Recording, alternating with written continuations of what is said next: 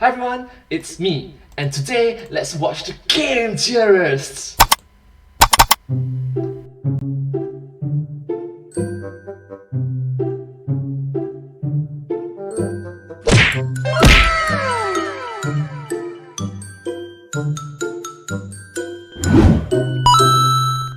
Hi, let's start. Oh, boxing! Introducing our fighters! Introducing! In the blue corner, we have the toe-headed troublemaker, the asinine assassin, the junkyard mutt who lost 15% of one nut. Look it up. Logan Wait, it's true? 15% of it. Paul! And in the red corner, we probably have somebody who's famous for TikTok dances or something. No, wait, No. it's an actual boxer. And not just any boxer, it's the former super lightweight, welterweight, and light middleweight champion of the world. A Wow, 3 belts. guy with a professional record of 50 wins and no losses. Floyd Money Mayweather? Come on, no, that can't be right. Something fishy is clearly going on here. Ding ding ding! Hello, Internet. Welcome to Game Game Theory, Theory. the show where we give you the old 1-2 punch of research and analysis, and then finish you off with a big uppercut of meta commentary. Now, theorists, it should surprise exactly 0 of you that I consider myself a lover and not a fighter. Ever since I was an elementary-aged MatPat, I knew that I was much better at solving my problems with pencils, paper, and protractors Why are you shooting him at than that? my dainty and admittedly clammy fists. And yet, it's a little disturbing to find out how much of an audience there is champing at the bit to see Markiplier rearrange my teeth for $24.99 a pop. Or Wow. if that's not the fight you're looking for, might I instead interest you in watching Logan Paul get punched in the face repeatedly? The former Vine star, controversial YouTuber, and reincarnated podcaster has, over the past few years, made the boxing ring his latest forum for lunacy, and I gotta admit, these things have actually been legitimately athletic affairs. Don't get me wrong, still don't like the guy, but gotta hand it to everyone who's been involved in these productions. They are way bigger and way better than they probably needed to be. Now, if you've taken the vegan approach to the past few years of YouTuber beef, I'll fill you in real quick. YouTuber beef! Logan Paul has fought British YouTuber KSI on 2 separate occasions. The first, an amateur bout in England, and the second, an official professional fight in Los Angeles. You must hang to them.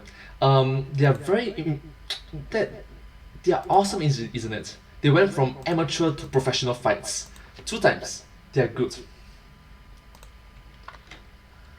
The first fight was a draw, and while KSI won the second fight in a split decision, Logan had 2 points deducted for an illegal punch when KSI was down. If he'd had those 2 points back, Logan would have actually won the fight. And this wasn't just some backyard unplanned hissy fit. These guys had plans, they had training, and they were definitely really hitting each other. If You can see the improvements. you go back and watch the fights, it's enough to make you wonder if KSI and Logan Paul could hang with actual professional fighters. Well, we were initially supposed to get our answer to that exact question on February 20th, at least until the match got delayed.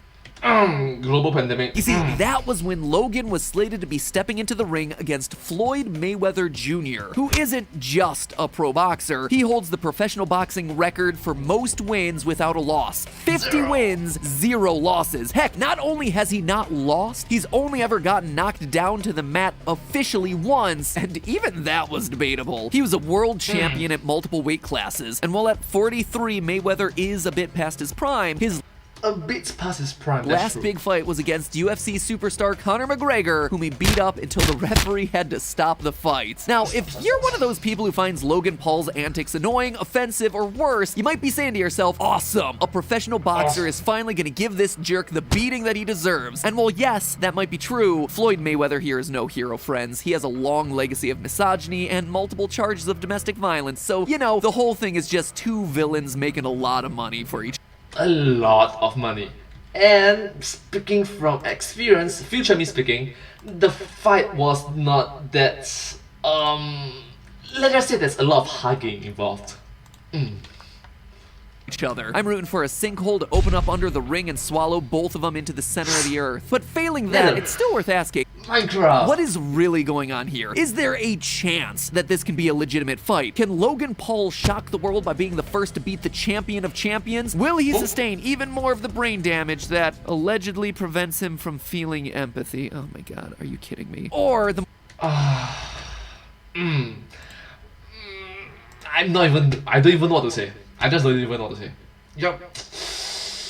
And yeah, he's not gonna beat Floyd Mayweather. No, he's not going to do that. No.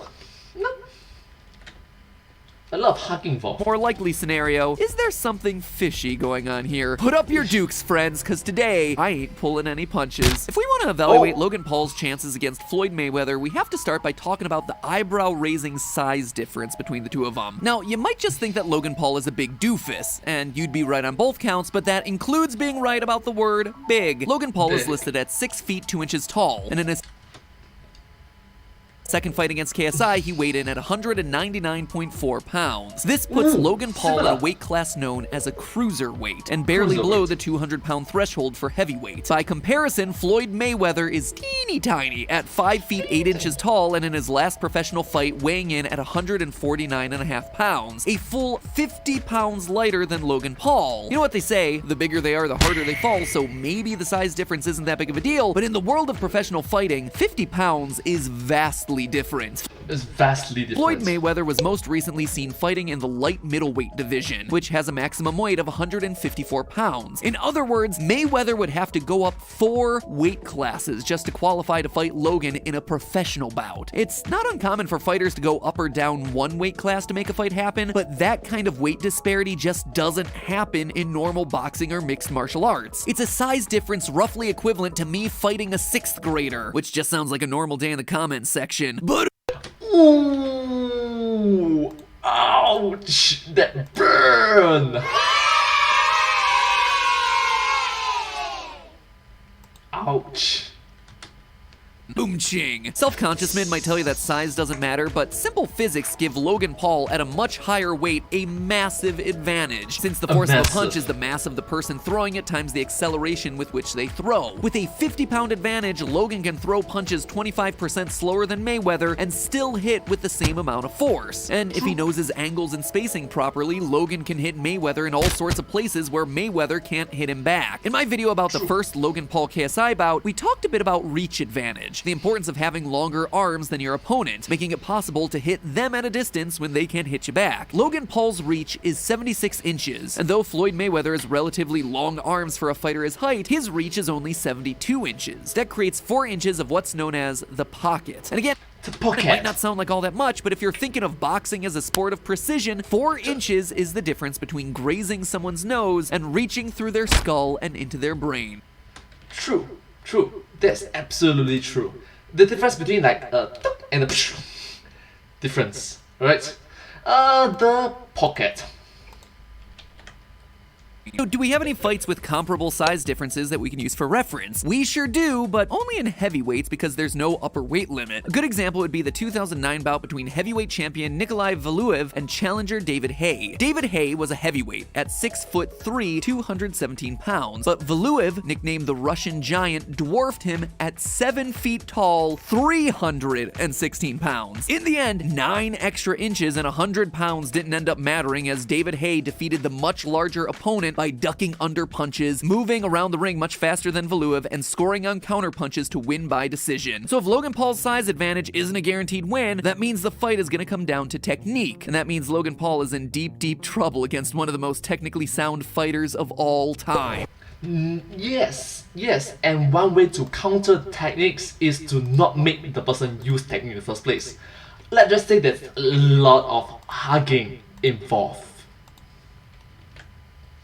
Let's start off with a comparison of their offenses. In the second fight against KSI, Logan had 2 major strengths, his jab and his counterpunch uppercut. The jab, the quick straight punch with the lead hand, is almost always going to be the main weapon for someone with a reach advantage. That was the punch that Logan threw the most in his fights against KSI, and he often landed it pretty cleanly, as evidenced by his advantage in CompuBox statistics from the fight. Logan landed 28% of his total punches in the second KSI fight compared to KSI's 21%. On the other hand, none of the jabs appeared to do much damage. They just scored points on the judges' scorecards. If you want to talk about Logan doing actual damage, that occurred when he threw a couple of counterpunch uppercuts late in round 4, knocking KSI to the canvas. The uppercut finishing move, my friends, not just for Little Mac anymore. So yeah, Logan Paul definitely has one-punch knockout power, but it's worth mentioning that the uppercut was there for him because KSI threw a lot of his punches like he was trying to pop Logan's head off like a rock'em sock'em robot. That's the kind of position you're pretty much never going to see Floyd Mayweather in because his standard strategy isn't going into the ring guns blazing. He's a real professional. With so much experience, alright? He's not gonna like, I'm not gonna sock you. No. He got a lot of experience. But in instead it. breaking down his opponents and setting traps for them to fall into. Here's an example from Mayweather's 2007 fight against the then undefeated British boxer Ricky Hatton. Mayweather is backpedaling towards the ropes with Hatton pursuing him. Without looking, Mayweather knows that he's about to hit the ropes and predicts that Hatton's about to throw a big punch since Hatton thinks that Mayweather is going to be trapped in the corner. This allows Floyd to slip out, throw a crisp right hook, and... Fatality. That's probably Mayweather's biggest weapon. If he can bait you into doing what he wants you to do, he can be prepared to catch you with the exact punch that you're going to be most vulnerable to. The signature punch Floyd Mayweather throws better than nearly anyone else is a body jab. Most fighters jab straight to the head and only hit the body in close quarters, but not Mayweather. While these jabs to the body don't feel good, their main purpose isn't doing damage, but rather to lower the opponent's guard down and leave the chin vulnerable. This calculating chess game style fighting is why a 2012 analysis by CompuBox calculated that Floyd Mayweather's connect rate with his punches was 46%, best in the world and almost 20 points higher than Logan Paul's rate in his second match against KSI. That means if Logan wants to win, his defense will have to be better than Floyd Mayweather's, right? Well, there's a King Hippo-sized fat chance of that one happening because that same analysis of boxers' hit rates also showed that his opponents hit Floyd Mayweather with their punches a measly 16% of the time. 16%.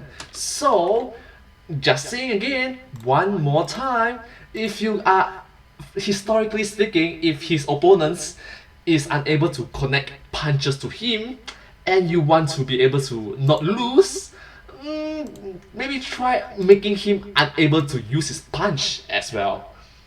aka a lot of hugging involved. Mayweather's signature defensive move is called the shoulder roll, where he angles his left shoulder up to protect his face, keeps his left arm horizontal to protect his body, and uses his right arm to protect the other side of his head. When he's using it effectively, it's almost like he has 3 hands defending him. You can see it on display in his fight against Olympic gold medalist Oscar De La Hoya, where De La Hoya throws about a dozen punches in a couple of seconds, but only like one of them actually connects. All the rest of them either deflect off Mayweather's raised shoulders or on his vertical right arm. On the other side of things, we got Logan Paul, whose defensive stance was criticized a bit by the commentators in the second fight against KSI. And while he generally stayed out of harm's way against KSI by moving his feet and circling the ring, I have to believe that Logan Paul is gonna get caught a lot more often when he's facing one of the most precise fighters of all time, who's been fighting professionals for 25 years. So how is this fight actually gonna go? Well, there are 2 most likely scenarios as I see it. Scenario 1, Floyd Mayweather's experience, technique, speed, strength, stamina ultimately means that he boxes Logan to death.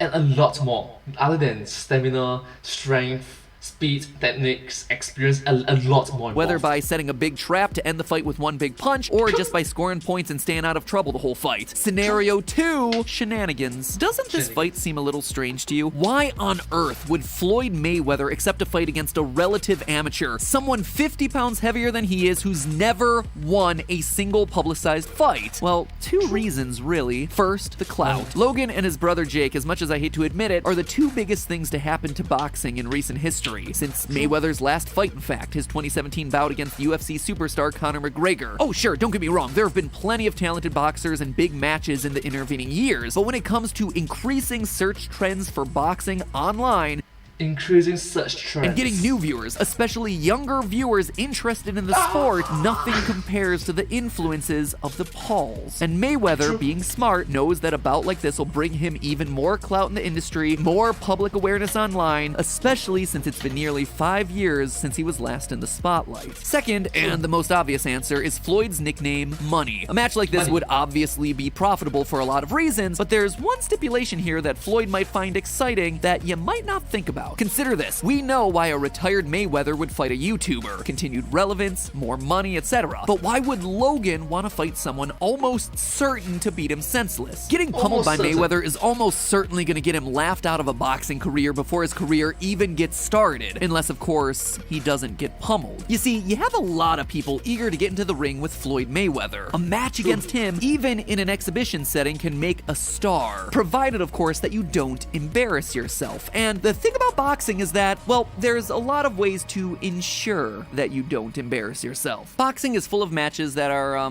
fishy, to say the least. In the early and mid-1900s, the sport had deep ties Oh, this is Captain America! with the mafia, which has been a hard stigma for boxing to shake. It also doesn't help that recent Olympic boxing results have had some pretty suspicious judging behavior, getting the Olympics committee to consider whether it should remain an official Olympic sport. As you might imagine, any sport heavily connected to betting has a high temptation to fix fights. But that alone isn't enough. It's also easier to fix a fight in boxing than almost any other sport. Boxing is just two guys in a ring with the winner being the last man standing. It's easy to take a fall and just stay on the mat. No one can ever really judge what does or doesn't happen in a person's body when a particular punch lands. To this day, people still debate the outcome of Muhammad Ali versus Sonny Liston II. Sure, you might not know that fight by name, but you definitely know the image associated with it. In this fight, Sonny Liston falls to a phantom punch less than 2 minutes into the match, only for the whole thing to be called off seconds later. Rigged? Many people seem to think so for many reasons, especially considering Liston's long association with the mafia and the possibility that he had already thrown the first fight against Muhammad Ali. And making all of this stuff worse is the fact that it's hard to objectively call this sport. If neither opponent gets knocked down, matches are either won or lost by a judge's decision, and points are delivered based on a subjective ranking of a fighter's performance in each round. As I mentioned before with KSI versus Logan Paul, an extra point or two here or there can easily swing the result, and when there's no standard of measurement, it's easy to call things one way or the other. So what am I saying in all this? Nothing. But we do know that both of these men have a flair for spectacle over substance. Logan has repeatedly shown himself as someone with, questionable moral fiber. And as for Floyd Mayweather, he's fought some fake fights before, most notably against The Big Show at WrestleMania 24, but he's also been accused of fighting fixed exhibitions before. In 2018, Floyd Mayweather fought popular Japanese kickboxer Tenshin Nasukawa, knocking him down 3 times in less than 3 minutes, despite landing very few significant punches. That fight was also not professionally sanctioned, just like Mayweather's fight against Logan Paul, meaning that even if Mayweather had lost, his official undefeated record would remain intact. So here's the thing, in this matchup, whenever it happens, Mayweather doesn't lose. He just doesn't. That just doesn't make sense for his brand, or for anyone in this case. But Mayweather can go easy on Logan Paul, land enough light punches to get a high judge's score, but not so many punches that it knocks Logan out. And Logan can likewise land a few of his own and stay on his feet the whole time. It's a win-win situation for everyone. Mayweather cashes out and stays relevant, Logan gets the street cred to be taken as a serious boxer, opening the door to other professional bouts with big names in the sport. And to sweeten the deal, because Mayweather is a smart businessman who definitely knows what he's doing, he would negotiate to own a portion of Logan's career moving forward. This makes Logan a star in boxing, and Mayweather continues to profit for years to come. And we know that this billionaire boxer wants to make another billion, only in a different industry. Here's the tale of the tape, my friends. I'm not saying that's what's gonna happen whenever these two finally get in the ring together, but let's face it, when two villains go toe-to-toe, the audience might just be the ones getting sucker punched. But hey, that's just a theory. A game! In as much as boxing is a game, theory. Thanks for watching. Yeah, technically a game theory, I guess. Wow, this fight have been quite controversial. Anyways, I hope that you like this video as much as I do. This is very educational and quite knowledgeable for me to learn about new things. Alright, thank you so much for watching this video and I hope to see you in my next video. Thank you. And yeah, if you do like this video, please remember to like, share and subscribe to my channel and comment down below if you have anything to share with us. Thank you so much and don't forget to follow my channel. I am super appreciative for all your support for me. But hey, that's just a theory. A game theory? Thanks for watching. Thank you.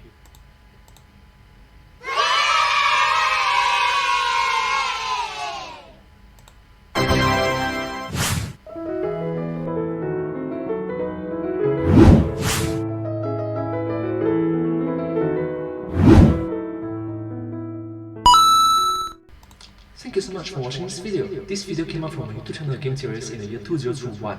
If you do like this video, please watch more of their videos. Their videos are very interesting to watch, and I'm a huge fan of their work, such as a huge fan. Thank you so much, and I hope to see you in my next video. Take care, and bye-bye! Oh, subscribe. Thank you. Thanks so much.